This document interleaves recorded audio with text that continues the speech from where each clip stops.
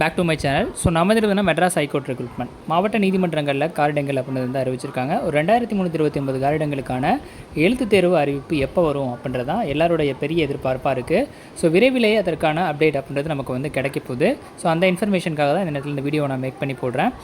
இந்த 2024 வருஷத்தை பொறுத்தளவுக்கு வந்து பார்த்திங்கன்னா மெட்ராஸ் உயர்நீதிமன்றத்தினுடைய ஆட்சியர் முகமையில் மாவட்ட நீதிமன்றங்களுக்கு கிட்டத்தட்ட வந்து ஒரு 2300 வேகன்சிஸ் அப்படின்றத கால்ஃபர் பண்ணியிருந்தாங்க. ஸோ இந்த காரிடங்கள் அப்படின்றது ஆஃபீஸ் அசிஸ்டன்ட், மசால்ஜி, நைட் வாட்ச்மேன், ரீடர், எக்ஸாமினர், பைடிஃப்னு சொல்லிட்டு பல்வேறு விதமான போஸ்டிங்ஸ்க்கு வந்து கால்ஃபர் பண்ணியிருந்தாங்க. இந்த காரிடங்கள் பொறுத்தளவுக்கு நமக்கு ரிட்டன் எக்ஸாமினேஷன் நேர்முக தேர்வு அடிப்படையில் வந்து ரெக்ரூட் பண்ணுறாங்கன்றத நோட்டிஃபிகேஷனில் எல்லா இன்ஃபர்மேஷனுமே வந்து கொடுத்துருப்பாங்க. ஸோ இதில் 2 விதமான தேர்வு நடைமுறைகளை வந்து ஃபாலோ பண்ணுறாங்க.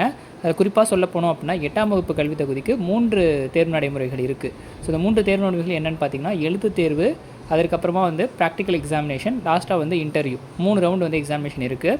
இந்த 3 ரவுண்டு எக்ஸாமினேஷனில் ரிட்டன் எக்ஸாமினேஷன் பொறுத்தளவுக்கு வந்து பார்த்திங்க அப்படின்னா தமிழ் தகுதி தேர்வு ப்ளஸ் வந்து ஸ்கோரிங் பேப்பராகவும் இருக்குது, ப்ளஸ் எலிஜிபிலிட்டியாகவும் இருக்குது. அதே மாதிரி ஜென்ரல் ஸ்டடீஸும் ஸ்கோரிங் பேப்பராகவும் இருக்குது, எலிஜிபிலிட்டியாகவும் இருக்குது. இது முதல் முறையாக இந்த முறை வந்து எழுத்து தேர்வு ப்ளஸ் வந்து நேர்முக தேர்வு ப்ராக்டிக்கல் எக்ஸாமினேஷன் வந்து வைக்கல. இதுக்கு முன்னாடியே வந்து 2021ஆம் ஆண்டும் இதே மாதிரியான பேட்டர்னில் வச்சுருந்தாங்க. ஆனால் அதில் மினிமம் மார்க் அப்படின்றது தமிழுக்கு மட்டும் தான் வந்து வச்சுருந்தாங்க. இந்த முறை வந்து பார்த்திங்க அப்படின்னா பொது அறிவு பாடத்திலையும் வந்து எலிஜிபிலிட்டி மார்க் அப்படின்றத வந்து ஸ்கோர் பண்ணியே ஆகணும் அப்படின்றத சொல்லியிருக்காங்க. ஸோ அது சம்மந்தமாக நம்ம போன வீடியோவிலே இதுக்கு முன்னாடி வீடியோலேயே வந்து சொல்லியிருந்தோம், எக்ஸ்பிளைன் பண்ணியிருந்தோம் டீப்பாக. ஸோ இருந்தாலும் இன்னும் நிறைய பேருக்கு சந்தேகங்கள் இருக்குது. என்ன அப்படின்னு பார்த்தீங்கன்னா 8ஆம் வகுப்பு கல்வி தகுதிக்கு 2 லாங்குவேஜ்லேயும் கொஷின் இருக்குமா அப்படின்னு கேட்குறீங்க.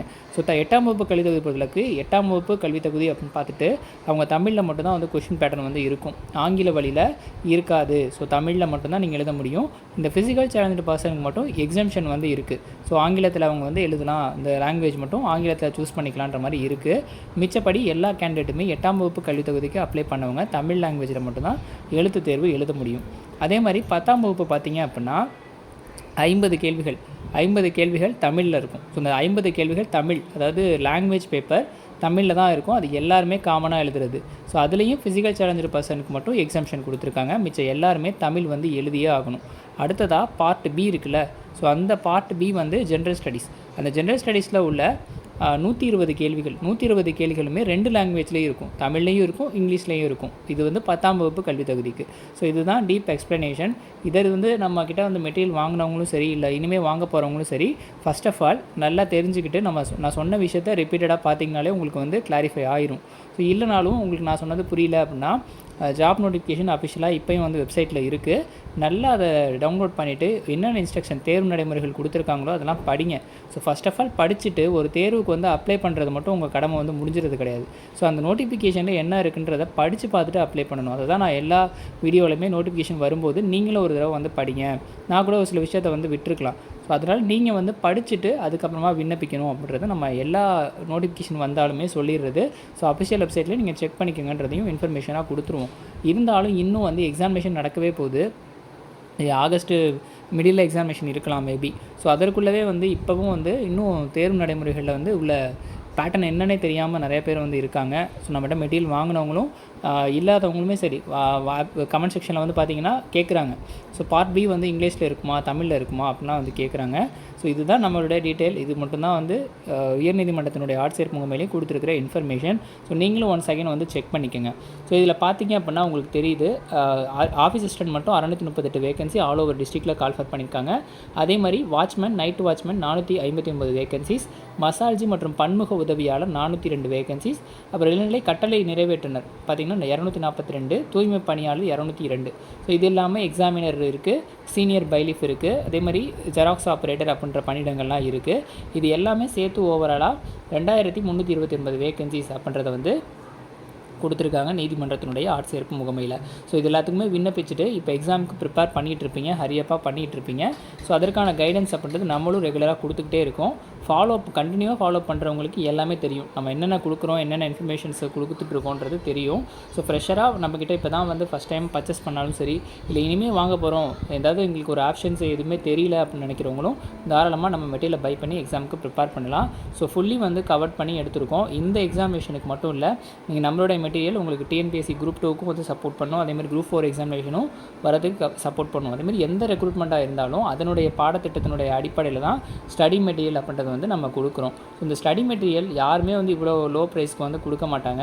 ஸோ அந்த மாதிரி நம்ம வந்து மெட்டீரியல் வர்த்தபிளாக எடுத்து கொடுக்குறோம். அதுக்கான காஸ்ட்டே நாங்கள் ஃபஸ்ட்டு பிளான் பண்ணது ஒரு காஸ்ட்டு. ஸோ இப்போ வந்து இருந்தாலும் பரவாயில்ல, நம்ம வந்து ஃபஸ்ட் டைமாக இந்த மாதிரி பண்ணுறோம், அதுவும் பிடிஎஃப் டாக்குமெண்ட்டாக தான் கொடுக்குறோன்றதுனால ப்ரைஸ் வந்து ஃபிக்ஸேஷனில் 500 ருபீஸ் அப்படின்றது வந்து ஃபிக்ஸ் பண்ணி வச்சுருக்கோம். ஸோ ரெண்டுமே சேர்த்து வாங்குறவங்களுக்கு 800 ருபீஸ் அப்படின்றதையும் வந்து ஃபிக்ஸ் பண்ணி வச்சுருக்கோம். பேட்ச் ஜாயின் பண்ணுறவங்களுக்கு 500 அப்படின்றத வச்சுருக்கோம். ஸோ அடுத்த முறையெல்லாம் வந்து உங்களுக்கு புக்ஸாகவே அவைலபிளாக இருக்கும். ஸோ பிடிஎஃப் டாக்குமெண்ட்டாக இப்போ கொடுக்குறது, நெக்ஸ்ட் டைம்லாம் வந்து பார்த்தீங்க தேர்வு எழுத போகிறீங்க, நீதிமன்ற தேர்வு எழுத போகிறீங்க அப்படின்னா உங்களுக்கு புக்கிங்காகவே டேரெக்டாகவே உங்களுக்கு டோர் டெலிவரி பண்ணுற மாதிரிலாம் நாங்கள் ஃபெசிலிட்டிஸ் வந்து ரெடி பண்ணிகிட்ருக்கோம். கூடியில் அது சம்மந்தமான அப்டேட் வந்து கிடைக்கும். ஸோ லாஸ்ட் டைமில் எக்ஸாமினேஷன் வேகமாக வந்ததுனால நாங்களும் பாதி வந்து முடிக்காத ஒர்க்லாம் இருந்தது.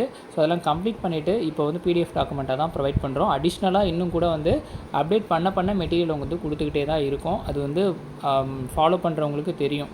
ஸோ இருந்தாலும் நம்ம உங்களுடைய கிளாரிஃபிகேஷன் அப்படின்னு பார்க்கும்போது நம்ம நிறைய பேர்கிட்ட பர்ச்சேஸ் பண்ணிக்கிறதுனால ஒருத்தருக்கும் நம்ம வந்து எக்ஸ்பிளைன் பண்ணவும் முடியல. ஒரு லெவலுக்கு மேலே நம்ம அதாவது கேள்விகள் வந்து கேட்குற கேள்விகளும் வந்து ஒரு முறையான கேள்விகள் இல்லாமல் இப்போ வந்து லாஸ்ட் டைம் எக்ஸாம் நடக்க போகுது ஒரு மாதத்தில்.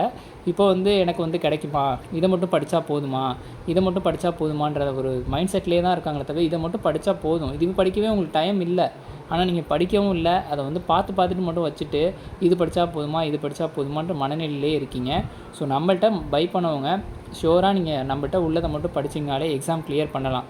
ஆனால் நீங்கள் படிக்கணும், அதுதான் ஃபஸ்ட் ஆஃப் ஆல் உங்களுடைய திங்காக இருக்கணுமே தவிர அதை விட்டுட்டு வந்து நீங்கள் வந்து இது மட்டும் படித்தா போதுமா, இது எக்ஸாமுக்கு வருமா அப்படின்ற கன்ஃபியூஷனில் இருந்தீங்கன்னா சத்தியமாக உங்களால் எக்ஸாம் வந்து கிராக் பண்ண முடியாது. ஸோ நான் இது வரைக்கும் நெகட்டிவாக யார்ட்டையுமே சொன்னதில்லை. ஃபஸ்ட் டைமாக இந்த மாதிரி கேட்குறவங்களுக்காக நான் ஒரு ரிப்ளை இதை தான் கொடுக்க முடியும். ஸோ அதனால் நீங்கள் மெட்டீரியல் பை பண்ணி படிக்கிறீங்கன்னா ஃபோக்கஸ்டாக படிங்க, ஒரு டாப்பிக்காக வந்து படிங்க. யாருமே வந்து மெட்டீரியல் கொடுத்ததோட அவங்க கடமை முடிஞ்சுன்னு போயிடுவாங்க. நம்ம வந்து ரிப்ளை பண்ணி ஒரு கேண்டிடேட்டையும் நம்ம வந்து அவங்களை எக்ஸாம் கிளியர் பண்ண வைக்கிற இன்டென்ஷனில் தான் நம்ம வந்து கைட் பண்ணுறோம். ஸோ அந்த கைடன்ஸ் வந்து நீங்கள் வந்து மிஸ்யூஸ் பண்ணிங்கன்னா அது நம்ம வந்து ஒரு லெவலுக்கு மேலே நீங்கள் உங்களுக்கு ரீஃபண்ட் பண்ணிடுறோம், நீங்கள் மெட்டீரியல் வாங்கிக்கங்கன்ற மாதிரி தான், மெட்டீரியல் நாங்கள் எடுத்துக்கிறோன்ற மாதிரி தான் வந்து சொல்கிற மாதிரி இருக்குது. ஸோ அதனால் நீங்கள் வந்து ஃபோக்கஸ்டாக படிக்கிற ஒரு மனநிலை இருந்தீங்கன்னா தாராளமாக நம்மள்கிட்ட மெட்டீரியல் பை பண்ணி எக்ஸாம் ப்ரிப்பேர் பண்ணுங்கள். அதற்கான முழு சப்போர்ட் வந்து கொடுப்போம். இப்போ டிஆர்பி நடந்து முடிந்த கூட்டுறவுத்துறையில் மாவட்ட கூட்டுறவு சங்கங்களுக்கு வந்து எழுத்து தேர்வு நடந்தது. அதில் பை பண்ணவங்களாம் ஒரு கேண்டிடேட் கூட வந்து நம்மள்கிட்ட வந்து இது அப்படியே அது அப்படிலாம் கேட்கல. எக்ஸாமினேஷனுக்கு 20 days தான் இருந்தது. அவங்களுக்காவது சடனாக எக்ஸாமினேஷன் வச்சாங்க. அந்த டைமில் நம்ம மெட்டீரியல் ப்ரொவைட் பண்ணோம். கிட்டத்தட்ட வந்து வாங்கினவங்களில் ஒரு 40% பேர் வந்து எக்ஸாம் கிளியர் பண்ணியிருக்காங்க. அதனால் அந்த ஒரு நம்பிக்கை வந்து உங்கள் மேலே ஃபஸ்ட்டு இருக்கணும். அப்போ தான் வந்து எக்ஸாம் கிளியர் பண்ண முடியும். இல்லை அப்படின்னா வந்து எந்த மெட்டீரியல் கொடுத்தாலும், கொஸ்டின் பேப்பரே கொடுத்தாலும் கூட நீங்கள் வந்து அதுலேயே சந்தேகத்தை தான் க்ரியேட் பண்ணுவீங்களே தவிர எக்ஸாம் கிளியர் பண்ண முடியாது. அதனால் உங்களை நீங்கள் நம்பி படிங்க, உங்கள் மெட்டீரியல் நம்பி படிங்க, கண்டிப்பாக எக்ஸாம் கிளியர் பண்ண முடியும். இதுதான் நான் சொல்லணும்னு நினைக்கிற இந்த விஷயம்.